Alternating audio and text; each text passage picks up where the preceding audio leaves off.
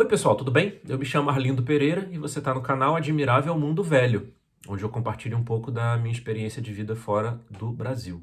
Vocês que já acompanham o canal há algum tempo sabem que eu morei em Portugal por 2 anos e já há 2 anos me mudei aqui para os Países Baixos, para a Holanda, segmentando assim na minha realidade enquanto profissional de TI.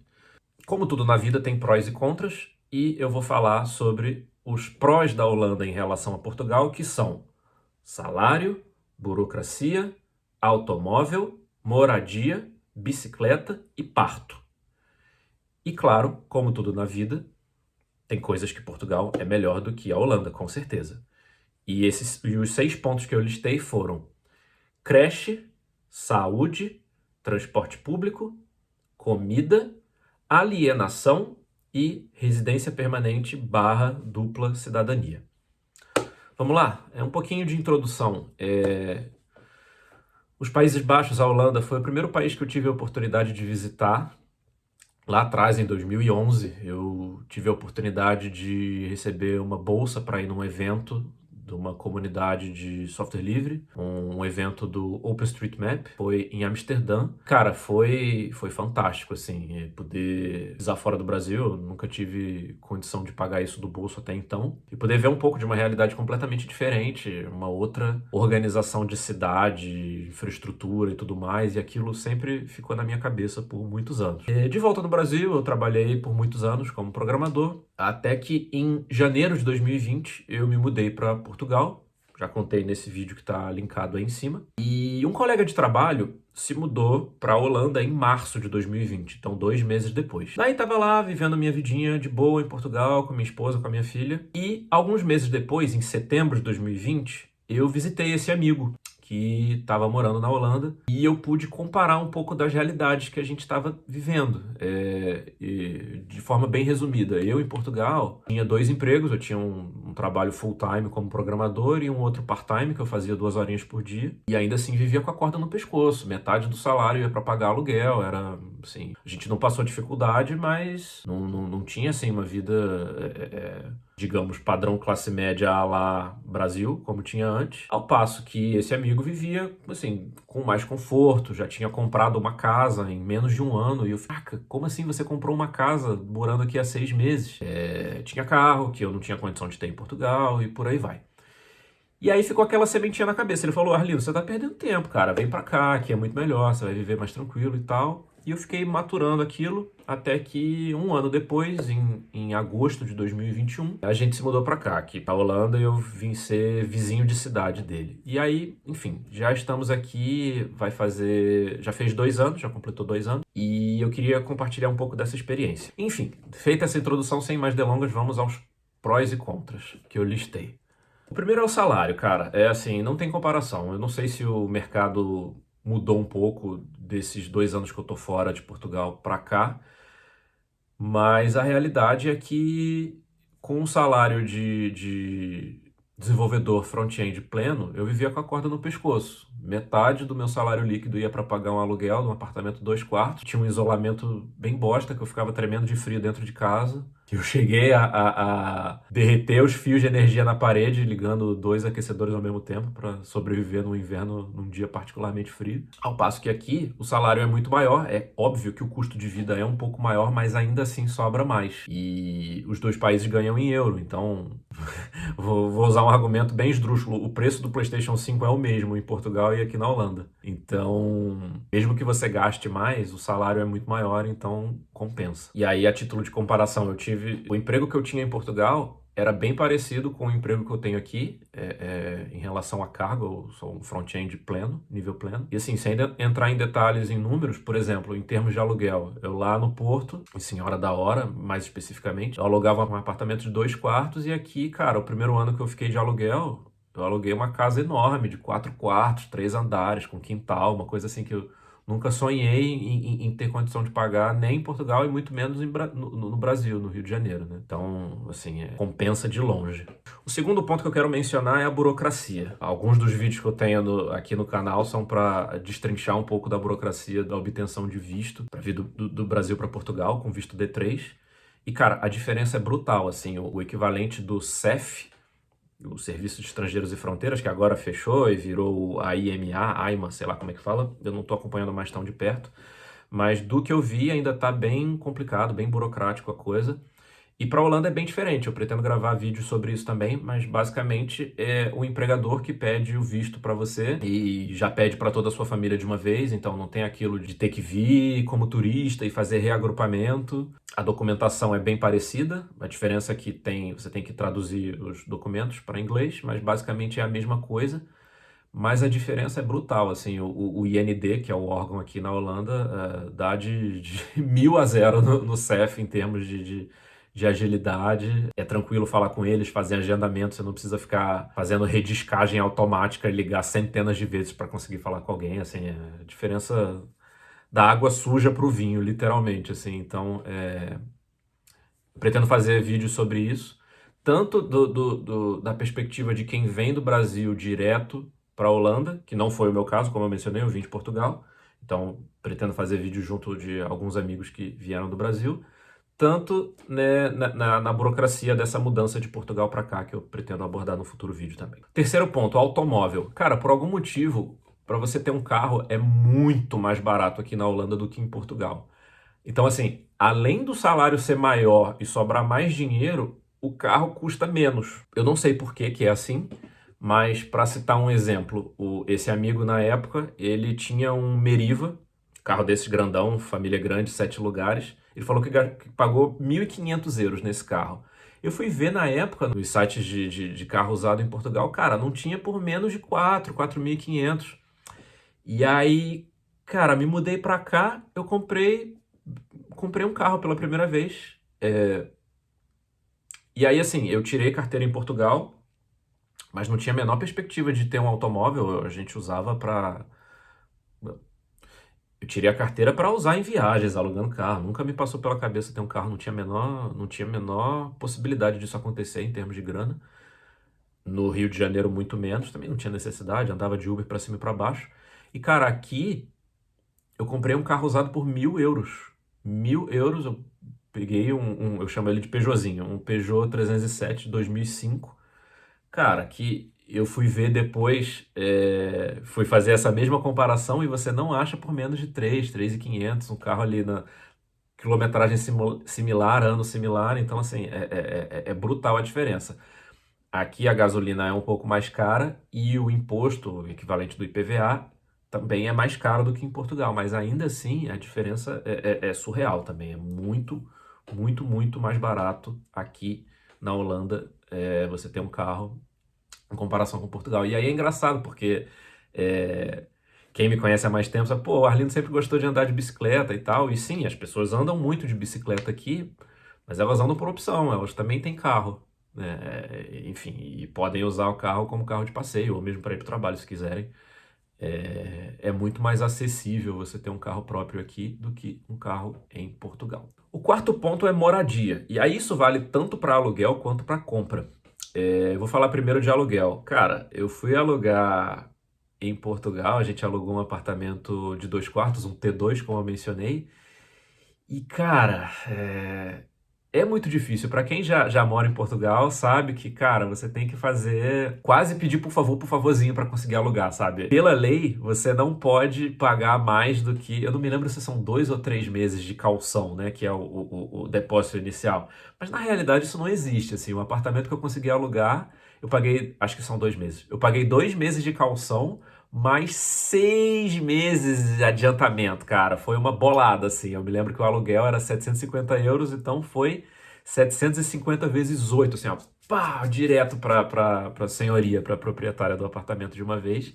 Por sorte eu tinha esse dinheiro pra fazer esse pagamento inicial. Mas eu me lembro que, pô, quando eu fui alugar apartamento, visitei vários e um deles a corretora era brasileira e ela me deu uma dica assim, cara, se apresenta como engenheiro informático. Você trabalha com TI, mesmo que você não seja engenheiro, fala que você é engenheiro informático. E pronto, isso aí abriu portas, porque aí eu não era só mais um brasileiro, aspas bem grandes aí, né, pro preconceito alheio. Eu era um cara de TI, um engenheiro informático, e aí eu conseguiria bancar o aluguel de um apartamento. Ao passo que aqui, cara, foi bem mais tranquilo, assim. Eu paguei 2 meses de depósito e só. E é isso. E consegui alugar um apartamento sem grandes dificuldades. Parece que é um pouco mais difícil na região de Amsterdã. Não foi meu caso, como eu mencionei, eu vim para Eindhoven, que é uma cidade mais pro sul do país. E foi bem tranquilo, assim, sem comparação com a experiência que eu tive lá no Porto. Então, arrendamento, aluguel, muito mais tranquilo. E, cara, compra na casa é surreal. Eu preciso fazer um vídeo específico sobre isso. Eu vou fazer. Me cobrem aí nos comentários. Eu vou deixar o link aí. Eu tô apontando, não sei qual é o lado, mas eu vou deixar o link aí quando eu fizer. Mas, cara, em um ano morando aqui na Holanda, eu já consegui comprar um imóvel próprio. Uma coisa que eu jamais sequer sonhei fazer no Brasil. Muito menos em Portugal. Assim, eu tenho amigos, familiares que conseguiram comprar uma casa no Rio de Janeiro, mas assim, lá onde o vento faz a curva, que tem problemas de segurança e tudo mais, todas aquelas coisas que a gente já sabe. E aqui é muito tranquilo, cara. Zero de entrada, você paga só custos de cartório e documentação, lá, e você consegue comprar um imóvel. Assim, simples assim. Vou fazer um vídeo sobre isso, me cobrem, mas assim, comprar casa é uma realidade possível. Enfim, é o que eu fiz e todo mundo que vem pra cá faz. Você não precisa ficar morando de aluguel pra sempre, como é o que acontece em outros lugares. Acontece em Portugal e acontece no Brasil. Um outro ponto que talvez seja óbvio é a infraestrutura para bicicletas. Assim, em Portugal tem muita ladeira, em Lisboa e no Porto tem, mas, cara, sinceramente isso não é uma questão. Eu morei no Porto, tinha ladeira, eu tinha uma bicicletinha normal, me ferrava para subir as ladeiras. Depois, quando deu um pouquinho mais de grana, eu comprei uma bicicleta elétrica. E aí, cara, para quem nunca usou bicicleta elétrica, ela sobe ladeira que nem faca quente na manteiga, assim, não interessa, é como se tudo fosse plano. Eu levava a minha filha para a escola de bicicleta, mesmo a escola sendo no topo de uma ladeira, não tinha problema nenhum com isso. Só que a infraestrutura que tem é muito pouca, em comparação mesmo com uma cidade como o Rio de Janeiro, tem muito mais ciclovia nas partes ali, Zona Sul, se você for comparar, né, as partes da cidade onde você transita no Rio de Janeiro em comparação com o Porto, no Porto tem muito menos, é uma rede, até tem um pouco de ciclovia, eu cheguei até a gravar vídeos no meu outro canal, mas elas são muito mais fragmentadas, desconectadas e não tem infraestrutura. É claro que o motorista médio português é mais educado, é complicado, né? Mas enfim, eu usava bicicleta no dia a dia no Rio de Janeiro e usava bicicleta no dia a dia no Porto. E apesar da infraestrutura nas duas cidades estar aquém do ideal, a quantidade de finas que eu tomava em Portugal, fina é quando alguém passa muito perto, né? E te dá um susto, assim. Eu tomava fina no Brasil quase todo dia, e no Porto eu tomava uma fina, sei lá, por semana ou talvez por mês. Mas é completamente diferente você ter infraestrutura, sabe? Por exemplo, hoje a minha filha tem 6 anos e ela vai de bicicleta para a escola porque tem ciclovia no trajeto todo. Uma coisa que eu jamais faria em Portugal, porque uma coisa é eu que sou safo, que ando de bicicleta desde sempre, outra coisa é uma criança, sabe? Com um ônibus passando do lado. Tem a menor condição de fazer isso. Na maioria dos casos no Brasil, na maioria dos casos em Portugal, e aqui é uma coisa que é comum, não é uma coisa assim, em Amsterdã, na cidade turística ou no bairro XY. Não, toda cidade tem infraestrutura cicloviária, toda avenida tem uma ciclovia, sabe? Assim, é, é, é, ter ciclovia é como ter calçada, assim. E eu sei que tem muito lugar no, no, no Brasil, em Portugal, que também não tem calçada, mas assim, é uma coisa normal ter ciclovia. E quando não tem ciclovia, o próprio urbanismo, a infraestrutura da rua, já coloca assim, chicanes e zigue-zagues e quebra-molas para o carro não conseguir andar rápido também. Né? Assim, não existe ciclovia. Não é como se 100% das ruas tivessem ciclovia, mas ainda assim a infraestrutura é desenhada para você conseguir andar com segurança. Então é muito diferente também. É uma coisa que me encheu os olhos e eu pude ver numa cidade fora ali da região de Amsterdã, do centrinho turístico, e assim, é assim no país inteiro. Então, é melhor para andar de carro, é melhor para andar de bicicleta, as duas coisas ao mesmo tempo. Parece que são contrassensos, né? Você pensar assim, a Holanda é o país das bicicletas, então deve ser horrível para andar de carro. Não, pelo contrário. tem muito mais gente andando de bicicleta, então com isso as ruas ficam mais vazias para as pessoas que queiram andar de carro andarem mais tranquilo, sabe? É bem interessante, assim, enfim. Pretendo gravar um vídeo sobre isso também mais pra frente. Cadê minha listinha? E o sexto ponto é parto. Se você pretende ter filhos, se você tá grávida, se sua esposa tá grávida, enfim, se vocês pretendem ter um filho ou já vão ter um filho, a Holanda é um lugar muito interessante na questão do parto em si. Aqui na Holanda é muito comum existir parto domiciliar. Eu sei que a ideia de ter um filho em casa pode parecer alienígena e assustadora para a maioria das pessoas, mas foi assim que a nossa filha nasceu no Brasil. Foi uma opção que a gente teve, e aí teve que pagar um parto domiciliar, que é uma coisa fora da caixinha, né? Super diferente. E aqui na Holanda, é claro que você pode ter o seu filho no hospital se você quiser, mas o normal, o mais comum, o mais usual é que você tenha o filho em casa, obviamente com acompanhamento, né? Vem uma profissional obstetra, uma enfermeira, uma parteira, como você queira chamar, auxiliar nesse processo, mas é uma coisa comum. E a gente teve um segundo filho, e ele nasceu na nossa casa sem que isso seja uma coisa fora do lugar comum, sabe? Um procedimento normal, coberto pelo plano de saúde. Então, assim, pretendo gravar um vídeo sobre isso, de preferência com a minha esposa junto. Me cobrem aí nos comentários. E esses foram os 6 pontos pró-Holanda, pró-Países Baixos em relação a Portugal. E como tudo na vida tem os seus prós e contras, eu vou agora listar os 6 pontos em que Portugal é melhor do que a Holanda, na minha opinião. Eu sei que esse é um tipo de vídeo que tem potencial para ser um pouco polêmico e gerar um pouco de hate. Eu espero que vocês sejam bonzinhos nos comentários, mas, enfim, todo comentário é bem-vindo e vamos trocar ideia aí na caixinha aí embaixo. Relembrando, os 6 pontos que eu listei foram creche, saúde, transporte público, comida, alienação e residência permanente, dupla nacionalidade. Primeiro, creche.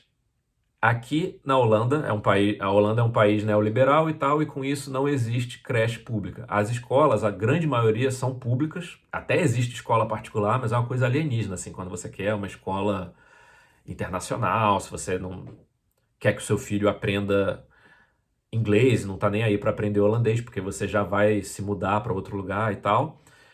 Então as escolas aqui são 99% são públicas e são todas, ou a grande maioria, muito boas. Mas creche não, as creches são privadas e elas são muito caras. As creches são caras, o governo dá subsídio quando os 2 pais trabalham, mas tem um problema do ovo e da galinha, que é, se os 2 pais trabalham, o governo paga subsídio para a criança ir para a creche. Mas como eu vou pagar uma creche se a minha esposa não trabalha? Como ela vai conseguir emprego se eu não tenho com quem deixar o meu filho? Então tem um problema aí do ovo e da galinha. Se os 2 pais trabalham, o governo dá subsídio. Mas se um dos pais não trabalha, o governo não dá subsídio. Então, como é que eu vou pagar uma creche de... Tô falando aí, é bem caro, tá? Chega próximo dos 1.000 € para deixar a semana toda. Como é que a minha esposa vai conseguir trabalho se não tem com quem deixar a criança? Também é um assunto para um próximo vídeo. O nosso filho já está chegando na idade de 2 anos e meio, que é a idade em que já passa a ser possível ter acesso à pré-escola. Antes disso é só creche. E ainda é pago, mas a gente talvez passe a ter acesso quando ele chegar nessa idade. Então, assunto para um próximo vídeo também. O segundo ponto é saúde. Em Portugal, assim como no Brasil, existe o SNS, o Serviço Nacional de Saúde, que é o equivalente do SUS. No Brasil a gente tem o SUS, em Portugal a gente tem o SNS e você, se quiser, não precisa ter plano de saúde, em geral você vai ter para fazer exames e coisas desse tipo mais rápido. Aqui na Holanda é diferente, a saúde ela é 100% privada, então você é obrigado a ter um plano de saúde. Se você for pobre e não tiver dinheiro, o governo vai te dar um auxílio para pagar o plano de saúde, mas você precisa necessariamente ter plano de saúde. E o que acontece? Acontece que na prática, você tem os mesmos atrasos para fazer determinados tipos de exame que você tem em Portugal, do tipo ter que esperar na fila. A diferença é que você não pode pagar por fora porque, como eu falei, a saúde é privada, então você já está pagando. Então, às vezes é um pouco complicado e também tem uma questão assim de acesso diferente à saúde que, em Portugal, assim como no Brasil, se você quiser ir direto num especialista, você pode. Eu tô a fim de marcar com um cardiologista ou um oftalmologista ou o que seja, você marca direto com esse profissional. Aqui na Holanda você tem que passar pelo Huisarts, que é o GP, o clínico geral, tipo acho que em português é o médico da família, né? E cara, você só vai pro especialista se o GP estiver convencido de que você precisa. Então assim, eu tô com uma coisa aqui na pele e eu preciso ver um dermatologista. Ah, não, isso aí você passa um creminho X aí. Não, mas eu quero ir no dermatologista. Não, você não vai. Não, mas como assim? Eu tô pagando o plano de saúde, eu quero ir no dermatologista. Eu não posso? Não, você não pode. Então, assim, tem essa diferença no acesso à saúde. Também vale um vídeo só para falar sobre isso. Terceiro ponto, transporte público. Cara, como assim? Você vai falar que o transporte público da Holanda é pior do que o de Portugal? Cara, o transporte público na Holanda é melhor do que o de Portugal. Só que é muito, muito, muito caro. É surreal a diferença de caro, assim. É, é, é até injusto comparar com o Brasil, mas assim, para dar uma ideia, dois exemplos. Eu hoje moro, a minha casa é a 60 quilômetros do escritório. Eu não vou para o escritório todo dia. Eu trabalho híbrido, eu vou 2 vezes por semana para o escritório. A passagem custa 14 euros. Só a ida, só uma perna. É muito caro. Vale mais a pena eu ir de carro do que ir de trem, sabe? Outro exemplo para comparar, do Porto para Lisboa de trem, assim, não estou falando de passagem promocional, estou falando de chegar lá na estação e comprar o bilhete para o próximo trem. Do Porto para Lisboa, a passagem custa 30 euros. Deixa eu ver aqui o valor exato para não falar besteira. Abri aqui no site da CP, R$ 31,90 para andar uma distância que é 300 quilômetros. Daqui da onde eu moro, na região de Eindhoven, para ir para Amsterdã, custa R$ 22,70 para andar uma distância de 130 quilômetros. Então, assim, é quase o mesmo preço para andar praticamente um terço, menos da metade da distância. É muito caro. Em Portugal tinha lá para andar dentro da região metropolitana, tinha o bilhete mensal, que era 30 ou 40 euros, a depender se você queria andar só ali nos bairros próximos ou na região metropolitana inteira. E aqui na Holanda isso não existe. É tudo muito caro e dependendo do seu regime de trabalho você vai receber o seu deslocamento casa-trabalho, mas assim, eu acho bem caro em comparação com o que era em Portugal. O serviço é melhor? É, mas tem o seu custo. A tal ponto que, quem me conhece, eu tenho um outro canal onde eu posto vídeos de trenzinho. Eu pego gosto de andar de trem, pego lá, eu boto o celular na janela e boto filmando de ponta a ponta. Numa determinada linha, fiz isso lá no metro do Porto. E, cara, eu não faço aqui, porque é caro demais. Eu vou gastar muito para um hobby, eu acho que não vale a pena, infelizmente. Quarto ponto é comida. Cara, comida. Comida é um ponto que, na verdade, são dois pontos em um. Primeiro, a comida brasileira e, segundo, a comida local. A comida brasileira em Portugal, você consegue encontrar em qualquer lugar. Tipo, eu morava no Porto, a 1 quilômetro de casa eu tinha uma lanchonete que a qualquer hora que eu quisesse tinha lá coxinha e pastel, que eles chamam de pastel de vento em Portugal. Você tinha lanchonete que vendia açaí, tapioca, enfim, é muito mais acessível. Aqui você só encontra comida brasileira em feirinhas, em eventos. Você não vai ter uma lanchonete acessível que venda. Existe uma que eu sei, lá em Amsterdã, mas assim, no geral é muito mais difícil. Mas nem é isso que eu queria falar. O que eu queria falar é comida de uma forma geral. Tem uma comediante americana que ela diz que os holandeses não têm papilas gustativas e que eles lucraram muito com o tráfico de especiarias, mas não usaram nada para si, só vendiam.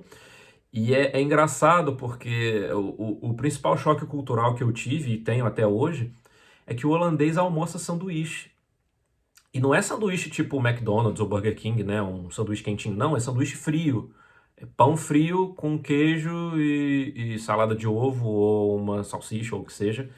É muito diferente, assim. Eu sinto muita falta de almoçar com garfo e faca e é claro que eu posso levar uma quentinha de casa pro escritório, quando eu vou pro escritório, mas dá sempre uma dorzinha no coração almoçar um sanduíche frio, um sanduíche gelado em vez de nem precisa ser um arroz e feijão, não, mas em Portugal eu tinha hora de almoço e ia num restaurante e comia com garfo e faca. Eu sinto muita falta de almoçar com garfo e faca. Quinto ponto, alienação. E aí, alienação eu quero dizer no sentido de notícias e principalmente política. Em Portugal, quando você chega, você tem um estranhamento do sotaque, você demora a entender, mas você consegue, tipo, ligar a TV e assistir um telejornal e acompanhar um debate político, saber o que os políticos estão falando. Aqui na Holanda, obviamente, por conta do idioma ser diferente, você não consegue. Até tem alguns portais de notícia locais em inglês, como o dutchnews.nl, assim como, enfim, você abre os portais de notícia usando o tradutor, mas é muito mais difícil você acompanhar, principalmente o noticiário político, né? Então, isso foi uma coisa que eu senti bastante, assim, eu conseguia, tipo, ligar a TV e assistir o jornal, e aqui isso é mais difícil. É claro que, assim, eu fiz questão de não listar o idioma como um ponto negativo, porque, óbvio, cada país vai ter o seu idioma, e se você está indo para um lugar que não fala português, você eventualmente vai aprender o idioma local. Mas a verdade é que, em sua imensa maioria, os holandeses são muito simpáticos quando você chega falando inglês.